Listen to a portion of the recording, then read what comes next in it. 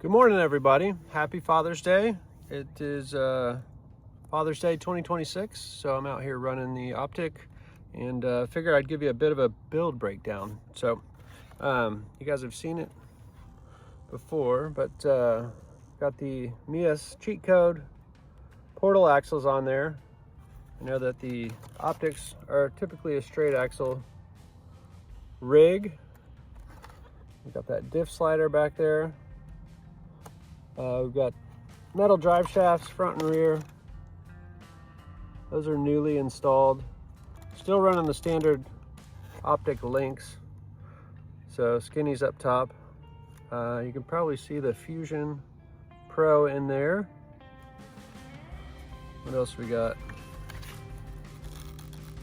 The Three Brothers servo.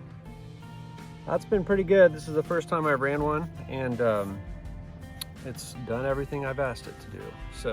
So far so good on that. It does have lighting.